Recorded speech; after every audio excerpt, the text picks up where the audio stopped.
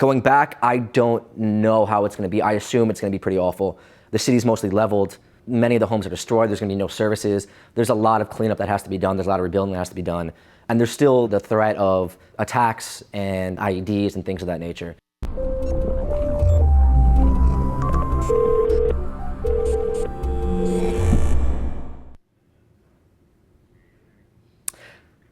Hey, this is Danny Golds. I'm a producer and correspondent for Vice News, and I'm here to take your questions about my recent reporting on the liberation of Sinjar in Iraq from the Islamic State, and the additional reporting that I've done in covering the fight against the Islamic State everywhere from the border areas, the outskirts of Mosul, and Kobani and Diyala province, everything like that. So let's get started right now. Hey Dan, thanks for coming on. So we've got a bunch of people who are lined up to talk to you on Skype, and we're going to be watching Twitter throughout the show. So if you have some questions and you're at home, let us know. But first, let's go ahead and say hey to Jody, who's calling us from Met High School in Providence, Rhode Island. Hey Jody, how you doing? Hey, how are you? I'm good. So I'm really excited about this. I loved this particular report in general. Thank you.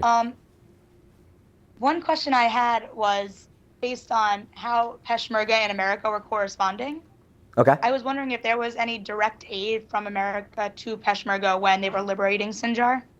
Yeah, there actually is. There's a lot of coordination between the Americans and the Peshmerga forces. There's a control room in Erbil where they coordinate exactly what they're doing, especially airstrikes. The commanders on the ground, a lot of them have these iPads, which is how they actually, I don't know if they're iPads or whatever tablets they are, which is how they actually pinpoint and call in the airstrikes. The Americans are monitoring. There's airstrikes going on all the time. There's American troops, or I'm not sure if troops is the right word, but they're there and they're helping guide it. There were rumors that American forces were participating. I didn't see any evidence of that. But yeah, no, there's a high level of coordination. I believe the Peshmerga have also received training from them. I know that even going back to 2000s in the war in Iraq, there was a high level of coordination between the Americans and the Peshmerga. They've had good relations for a very long time. So yeah, they're definitely very well tapped in. And I don't think they could have accomplished what they accomplished without the help of American airstrikes. Mm-hmm. That's what I was thinking about, because I had heard them, some of the Peshmerga fighters talking about how they were waiting for American jets to come. Mm-hmm. My other question for you was looking at the humanitarian aspect of it. Mm-hmm. What was the living situation like for the people that were living near Sinjar that had escaped before? And then what do you think it's like right now, the people that are going back to Sinjar? So the people that escaped before, a lot of them are refugees, or I guess you would call them internally displaced people. They were living on camps on the mountain. It looked to be, it's not good conditions. I don't think it's as desperate as it was right when it happened and they were sort of starving, and the weather was extremely hot up on the mountain. But now, they're living in tents, living in camps. There's also camps a little farther away from Sinjar, about a couple hours drive, where the Yazidis are stuck. So they're not living in great conditions at all. I think many of the ones we spoke to were happy with the way they had been taken care of by the Kurdistan regional governments in those camps. But of course, a refugee camp and IDP camp is never going to be a great situation. Going back, I don't know how it's going to be. I assume it's going to be pretty awful. The city's mostly leveled. Many of the homes are destroyed. There's going to be no services. There's a lot of cleanup that has to be done. There's a lot of rebuilding that has to be done. And there's still the threat of, attacks and IEDs and things of that nature. So it's not going to be an easy living. I think a lot of them have started moving back because, it's their home. They want to move back there. But it's a pretty dire situation. And I think you've seen that in a lot of cities that the Islamic State has sort of been forced out. And I know that was the case in Kobani as well. But there's a real drive for people who get forced out of their home that want to go back. This is where, especially with the Yazidis, that's such an important place. Sinjar is such an important place for them. I'm sure many of them have families that go back there generation after generation after generation. It's their home. So I think for some, I'm sure they never want to go back. They have memories there that they never want to relive. But for others, there's a real, I think, pride in taking back. We can actually go to a clip. I think our first clip is of a Yazidi fighter discussing how important it is for him to take back his home. Were you in Shingal in August when ISIS first came? Do you remember what happened? سيهش بلي سيهش تزي شنغال وهر پێشمەرگە بوومژی یا بسەرەی شنگال هاتی و خاصەتەن ئێزیدیە چ دنیای ئەف تش نەدیتیە چ فەرمانە وسا نەهاتی گەلە فەرمان هاتینە سەرەی ئێزیدیا بەس فەرمانێت وەکە فێل سەرەی ئێزیدیا نەهاتینە چ جار ئەف فەرمانەکە نە بەس فەرمان بوو دنیا خەراکردنە بسەرەی ئێزیدیادا چ کەچ برن چ ژن برن چ کوشتن هەما چ تش نەمامان نەدی نێفچیدا زارۆ کوشتن زارۆک مرێن عالەمی زارۆی خۆتاڤیتن تشت تەک نەماکەن نەبوو تشتە. So does that answer your question? Yeah, it does. Do you believe that there's ever actually going to be government aid provided to them to rebuild their city, or do you think that's a long way away? No, I think there will be. I think it might not be as much as is desperately needed because there's so much that has to be done in the areas where the Islamic State has been, and the KRG has an extremely long border. But I think that there will be because I think it's important to them to sort of incorporate that area into their territory, into their expanded borders. The KRG, Great, that is. thank you so much. You're welcome. Thanks for joining us. Yeah, Jody, thanks for coming on. So, Danny, we were getting a bunch of good tweets, and Joe Emmett sent us this one that I want to read for you. Joe asked, how many ISIS fighters were thought to be in Sinjar at the time of the liberation? So, what was the challenge that the Peshmerga were coming up against?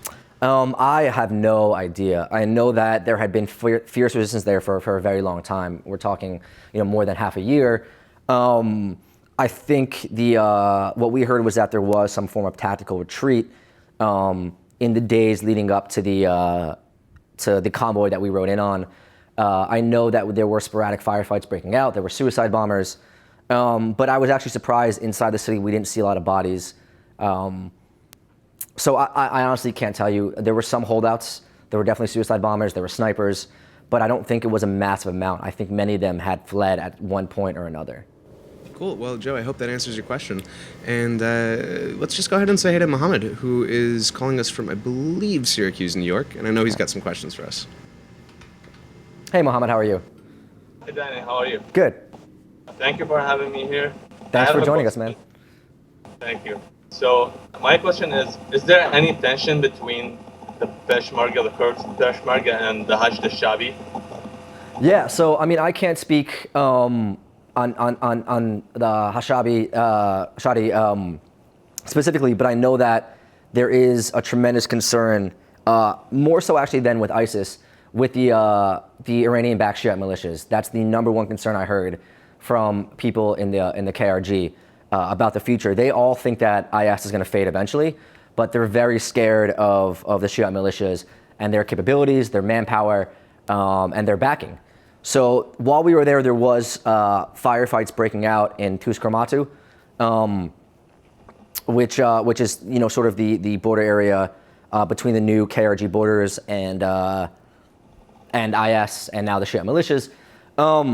But there's also a lot of people think that, or some people I know who are very well placed in this regard, think that eventually there will be a fight over Kirkuk because there's always a fight over Kirkuk. So I think in the long term, that's much more of a concern for the Kurds than IS is, and there's a real fear when it comes to that because they really think that they're better equipped, they're better fighters, and they're more powerful than the Islamic State. Okay, so my second question is, do you think there will be a joint operations to liberate Mosul between both sides? Will there be joint operations liberating Mosul?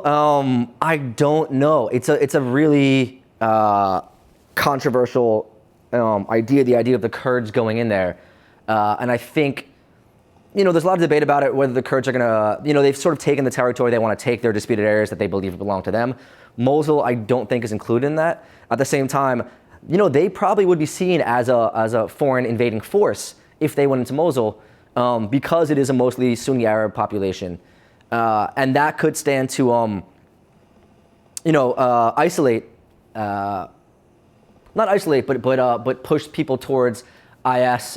It would definitely upset people if the Kurds went in there on their own.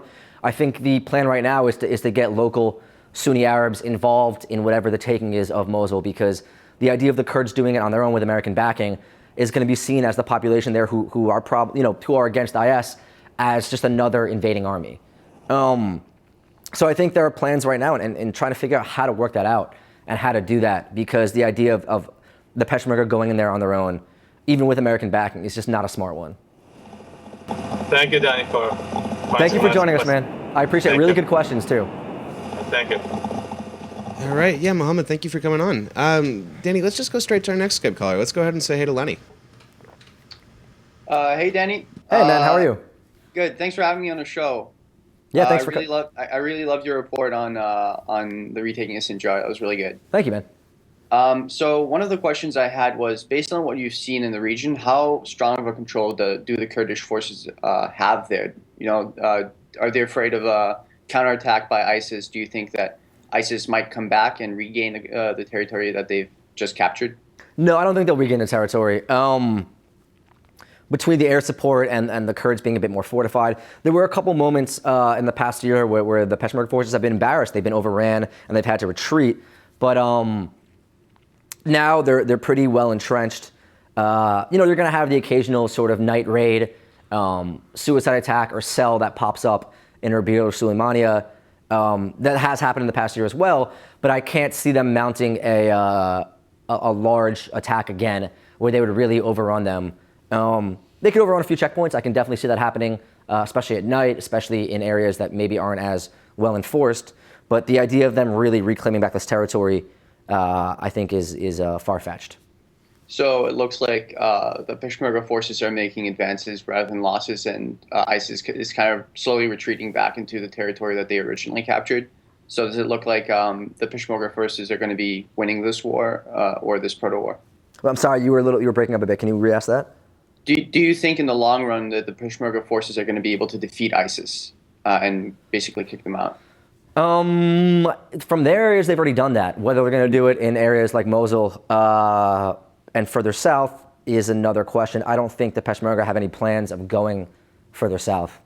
And it might not be wise to send them further south because you're moving into areas that don't have high Kurdish populations, where the Peshmerga will be seen as, again, invaders. So I don't know. I don't know what's going to happen. I don't know what the thinking is with that. It's the same issue in Syria right now when you have the YPG, who are the Kurdish militia that have been extremely effective in fighting the Islamic State. What they've been doing now is they're partnering with a lot of local Sunni Arabs from the area to have them sort of take the lead in these areas as they move further into territory that's more controlled by, that has a higher Sunni Arab population, because that's what you need to sort of win over the local population and get people away from the Islamic State. Right. You mentioned Kurdish forces moving towards the south and how that might be controversial. Do you think that there's going to be any collaboration between the Iraqi government and Kurdish forces in trying to fight ISIS? Depends what you mean by coordination. They don't have the best relationship. Maybe. But they could end up, I don't think the Iraqi government is pleased, or Baghdad is pleased that the Kurds have moved into Sinjar and those areas. They might eventually want that territory back, because according to the official KRG borders, that doesn't belong to the Kurds. They, of course, feel differently. So I think in the long run, it's more likely that there'll be tension between Baghdad, or the tension between Baghdad and the KRG will continue, as opposed to coordination, but who knows? Okay, great. That's all. Thank you so much. Yeah, of course. Yeah, Lenny, thank you. So, hey, Danny, we were getting some good tweets. I want to take a look at two of them.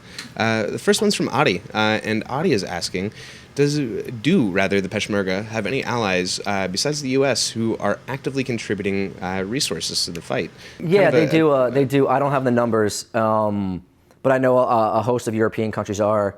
I think Germany was training some of the local police forces recently and has given a lot of weapons. I honestly don't know the specifics, but I know that a lot of European countries have contributed resources. Cool. So, I'm gonna ask my own follow-up. I'm seeing a lot of people are hinting at this, but Danny, can you talk a little bit about some of the regional challenges that the Kurds face? I know that it's not exactly the most friendly region to the Kurds. No, I mean, you have to get very specific there because different Kurdish groups have different allies.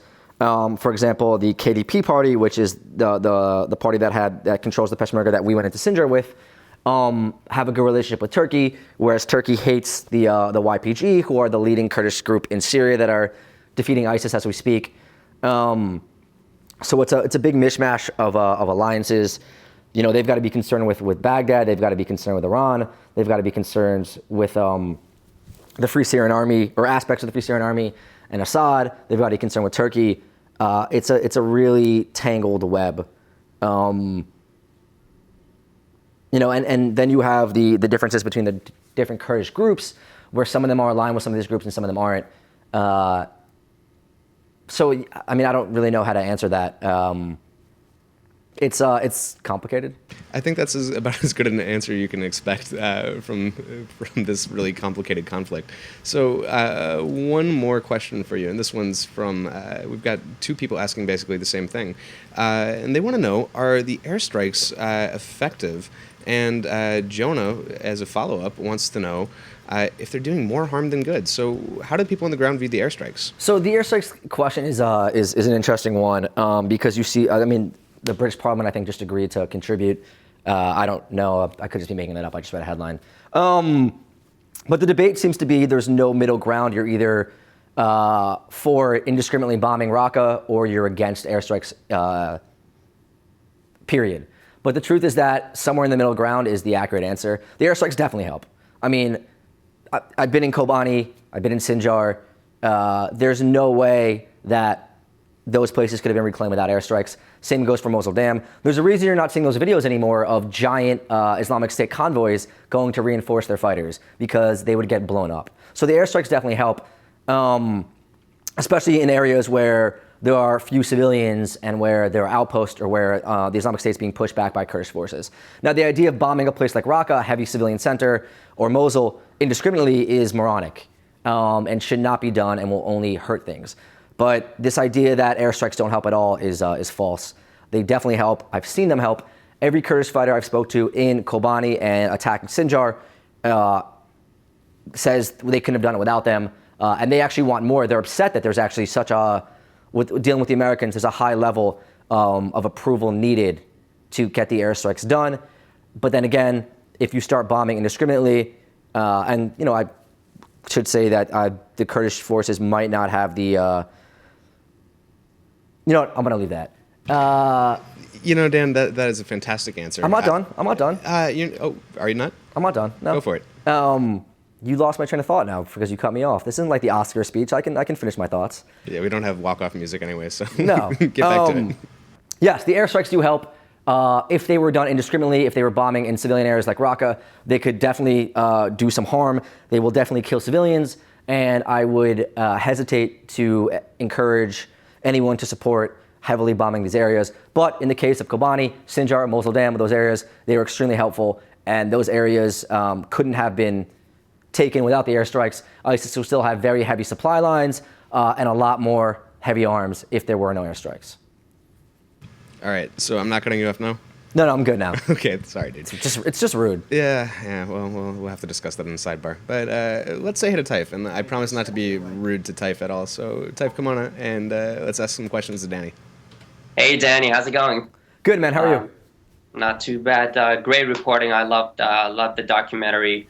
I thought there was a lot of great messages that you had in there. So, the night that Sinjar fell, there were about 5,000 to 8,000 Peshmerga forces that out of nowhere they just left without giving the local Sinjaris any warning or any sense of evacuation. So how do these locals feel about the Peshmerga forces right now? That's a really good question. I don't think it was 5,000 to 8,000. I think it was far less than that. I think it was a couple hundred. But they did retreat. And there are a lot of Yazidis who felt betrayed, who felt like they can't trust the Peshmerga. I think it's split. Depends. You have a couple Peshmerga fighting forces. Some of them are aligned with the PKK and their affiliates. Some of them are aligned with the KDP, the Peshmerga that I went in with. And it's hard to get at the truth. I think there's a lot of them that were disappointed in what happened and feel betrayed by the Peshmerga. Now there's a lot of them that also feel like, you know, they're the reason that they were able to come back to Sinjar and that they were taken care of quite well by the Kurdistan regional government when they fled. So it's a toss-up. I don't think there's one monolithic answer among the Yazidi population. I do know that some have expressed, as you said, a lot of anger towards that and felt that they weren't looked after. How can we tell that this same thing is not going to happen again? That the Peshmerga forces are actually going to stay there and then it's going to be committed to protecting the people there? I think it was poor planning last time. I think they were caught by surprise. I think they underestimated the capabilities of the Islamic State. And I think now they've been shored up a lot more by international forces, by the airstrikes. Look, I can't guarantee what's going to happen. But I think that now they realize that, their pride was wounded, their reputation was wounded. And I think they were extremely embarrassed by what happened. And I think that now they've realized they've really gotta do better at shoring up their defenses and things of that nature. Plus also, let's be honest, they want the territory. That is disputed areas that they've always felt belong to them. That's a lot of areas further south of, including Kirkuk, further south of the Kurdistan regional government's borders. The feeling is that over the past few decades, again, the Arabization process has changed the demographics. That's always been Kurdish land. That's how they feel, and they feel that it rightfully belongs to them. And now that they have these new borders, they've had this opportunity to sort of take back that land. No one else is going to protect anyone there. We saw that in Kirkuk. We saw that in those areas back in 2014 and over the summer that the Iraqi army just fled. So I think that there's a real pride there now, and it's a real what's the word I'm looking for? There's a real sense that they need to be there and that no one else should be there or should have that land. That they're the only ones that can protect it. So I think they're really gonna, I can't see it happening again where they would overrun those areas in the near future. Okay, and just finally, following up on the humanitarian situation of those who fled Sinjar, can you tell us a little bit on the conditions of those internally displaced people? What obstacles they're facing and kind of what their needs are, and what kind of assistance are they receiving? So I mean, in any IDP camp, it's always going to be a rough situation. I didn't get to spend too much time in the Yazidi camps. I was actually in Domiz, which is the biggest refugee camp, I believe the biggest refugee camp in the Kurdistan regional government, maybe in Iraq. And I went there because this operation was delayed to see how people were shoring up for the winter, whether they were concerned or not. And I went there expecting to do a story about how they're not being helped enough and how they were very nervous for the winter and people were getting sick. And I asked a bunch of people right when we got there, and they were like, oh no, I mean, we'll be all right. We'll be okay. I mean, this is how it works. They've been there for years now. It's turning into a city of sorts. I'm sure there's problems with employment. A lot of people are probably left for Europe. Food didn't seem to be an issue, but look, it's not a great area. It's not a great place to be for anyone. I think there's a lack of hope. There's a lack of opportunity, and some real disillusioned people. But in terms of conditions of other camps I've seen, they were far better off than the overwhelming majority of other IDP camps and refugee camps I've seen in other places. Gotcha. Thanks so much, Danny. No problem. Thanks for joining us. Yeah, and Taif, thanks for coming on. So, Dan, we're just about at the end of the show, but we're getting some really good tweets. How do you feel about answering a couple of these? Do I have to? Yeah, you do. All right. So there wasn't really an option to be saying no. Okay. That was not really a question. Okay. So Charles wants to know, what do you think are the next objectives after Sinjar? What do you think the important roads are and the places that the attention of the various groups fighting the Islamic State will focus next? I honestly don't know. Obviously, Mosul and Tel Afar, I think, are big on the list. I think Iraqi forces are going for Ramadi quite soon if they haven't started already, but I'm mostly familiar with the Kurdish fighting, not with what Baghdad is up to. Yeah, I think the big question on everyone's mind is Mosul. In Iraq, at least, is Mosul, and then in Syria is Raqqa. How that's going to go about, how the coalition forces, along with their allies, are going to go about taking those. I could see a siege situation happening. Supply lines are heavily cut. Jarublis in Syria needs to be cut off. The Turkish government is not allowing Kurdish forces to do that. But I'm assuming there's going to be a lot of pressure put on them to have that happen. And once that happens, you're you're going to have a lot of supplies, reinforcements, and financial means for the Islamic State being cut off. So I think those three areas are going to be the heavy focus. But I'm not a military strategist. I don't know exactly the right way to go about that, or whether what the actual objectives are, but that would be my assumption. All right. Well, I hope that was a good answer for you, Charles. But Dan, we got two questions now that are basically in the same vein, so let's take a look at these. Bobby wants to know, do you think that Iraq and Turkey fear the Kurds are fighting for an autonomous region, and if that fear might be affecting their support widely? Then Alex sent us this. He wants to know if the Kurds said anything about their view of Turkey's involvement in the war. So what did you hear? They already have autonomous regions. That's done. The idea of them setting them up and people being worried about it, it's happened already. Iraq and Turkey, I think, have to accept that. Of course, there's still fear about that. Baghdad still wants, there's still issues with budgets and things like that. Baghdad doesn't want to see the Kurds gain any more power. They've sued to stop them from selling oil. So there's definitely concern about that, but there's nothing they can do for the most part. And Turkey, of course, Turkey's always never going to want the YPG especially to set up more, to gain more territory, to create more of a state. It's probably, they're more concerned with that than they are with the Islamic State, let's be honest. What was the second part? The Kurds said anything about Turkey? So, that depends on who you're talking to. When we talk to PKK fighters, of course, they accuse Turkey of supporting the Islamic State, of doing whatever they can to stall the fight against the Islamic State, and things along those lines. But the Peshmerga and the Kurdistan Regional Government, especially the KDP, have good relations with Turkey, so you're not going to hear too many of those accusations against Turkey when you're with them. I think the overall feeling from Kurds on a whole, even though the idea of like a monolithic Kurdish entity and opinion is extremely wrong and far-fetched, is they think that Turkey is supporting the Islamic State and is hampering the Kurdish fight against the Islamic State. All right. Well, Dan, with that, why don't we call it a day and say goodbye to everybody at home? Guys, thank you for tuning in. I hope you gained some value from this. And I didn't say anything too wrong and probably pronounced words relatively accurately, hopefully. Please tune in to vicenews.com. You can watch our report on Sinjar there. You can go back and read the article on Kobani. It's excellent, if I do say so myself. You can look back at our Battle for Iraq series. There's a number of really good documentaries as well that Aris Rosinis did about the fight against the Islamic State, both in Iraq and Syria. I would encourage you to watch all of those. Quit your job. Well, don't quit your job, but take the day off and go home and watch them. And please tune in next week for On the Line, where someone else will be answering questions about something else. I don't know. Yeah, tune back in. It'll be great. The Islamic State's path of destruction had left more than just physical scars. The town could be rebuilt eventually, but the distrust and hatred that now exists between one-time neighbors seems irreparable.